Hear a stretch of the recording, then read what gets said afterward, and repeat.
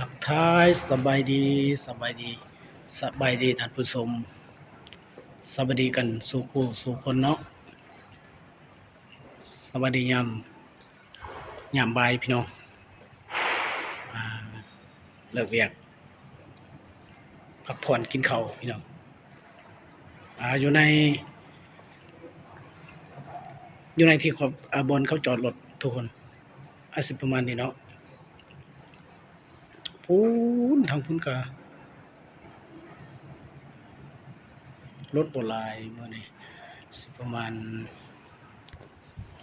30คันบ่ฮอดประมาณ10ปลายคันพี่น้องทางไหน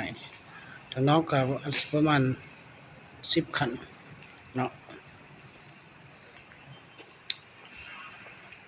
อัปเดตบรรยากาศยามบ่ายพี่น้อง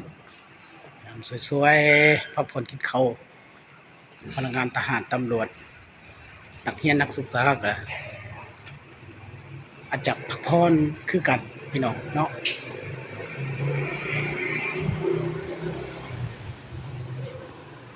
อยู่ไหน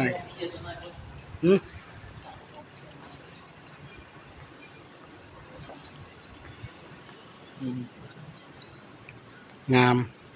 งามงามเปิดคอย ผู้ใด เปิดคอยตอบนี่เจ้าเฮ็ดงานอะไร งามหรืองานเบิ่งดู อืม งานบ่แม่นงาม งามว่ะ งานเฮ็ดงาน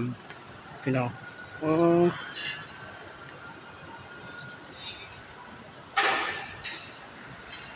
้รถถ้อยอยู่ใน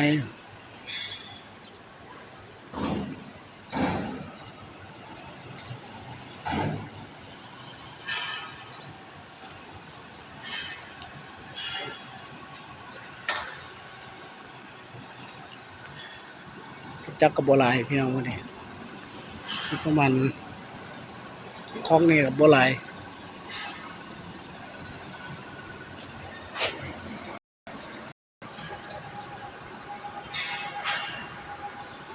8คันพี่น้องโอ้เสียงรถนี่ของในลายพี่น้องลายแต่ลายว่าโอ้นี่แหละทุกคนบ่อนเฮาเฮ็ดเวียก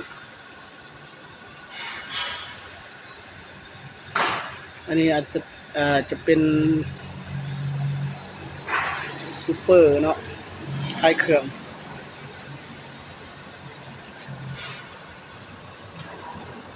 รถจักรทุกรุ่นทุกยี่ห้อพี่น้องโอ้มาแล้วมอไซค์พุ่นน่ะ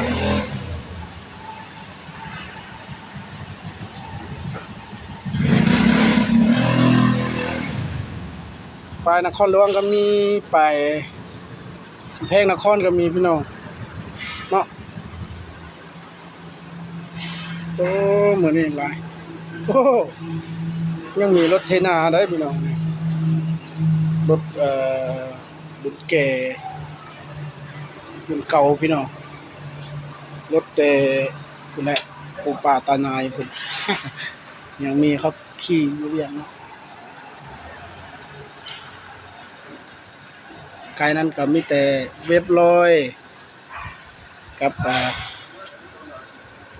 นี่รถไฟฟ้าก็มีส่วนลายเขาขี่รถ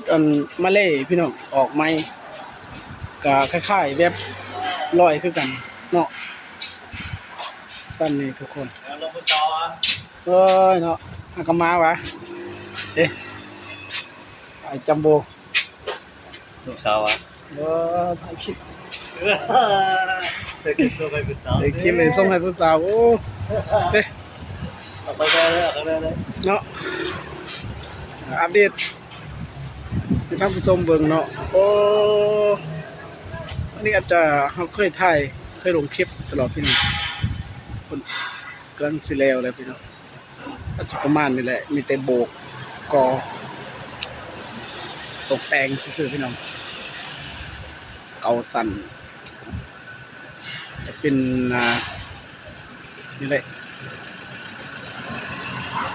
คล้ายๆกันกับรูปนั่นแหละ เฮ็ดม่วนนี่เนาะเอาไหมกินรถส้มคักเลยพักก็ซื้อเมื่อกี้นี่ มะม่วงวะนี่ มะม่วงหน่อยมะม่วงหน่อยเลยแต่ว่าบ่คักแจ่วเนาะแจ่วมื้อนั้นแจ่วขิงใส่ขิงแซ่บอันนี้บ่ได้ใส่ เจียวขิงเนี่ยครับอ่ะ อืม โอ้ยผู้สาวจมหาเต้สิเลย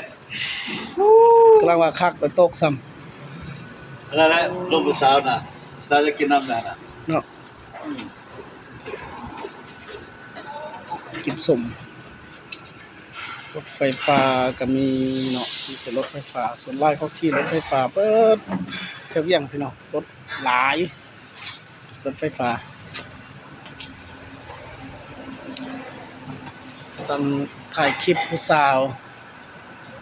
ผู้ลางคนว่าโอ้ยบ่าวดอกคุณทิศวรรณคือบ่ลงคลิป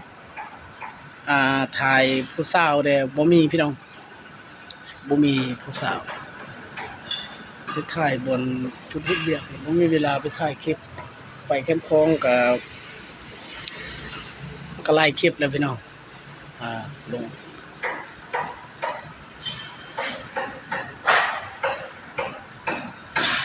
ส่วนลายก็มีเว็บลอย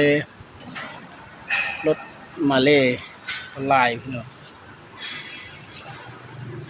ไปคำแพงนครก็มีไปเวียงจันทน์ก็มีไปส่งผู้สาวไหมไปใส่เข้มคลองวะ ไปใช่ดีเชื่อดีใจ บ่เอาหลายดอกเนาะคันผู้สาวบ่เอาหลายดอก อยากให้นะ บ่เอาเงินกระไดบ่เอาเงินกระไดพี่น้อง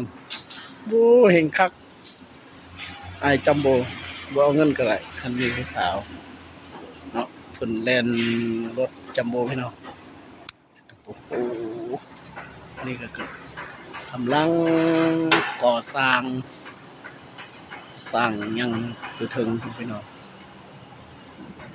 บ่ได้พักเขากินน้ำแล้วจะเป็นอยู่ในพี่น้องอยู่ในโต๊ะกินข้าวกินน้ำพนักงานเฮ็ดเวียกอยู่เนี่ยกินข้าวจะเป็นซุปเปอร์ขายอาหารขายเครื่องอันนี้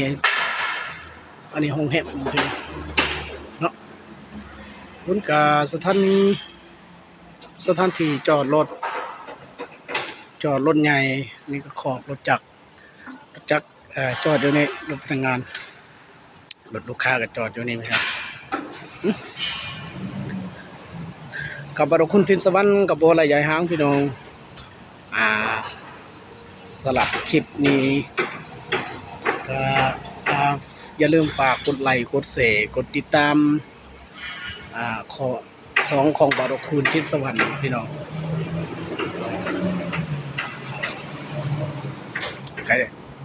ที่สำคัญก็อย่าลืม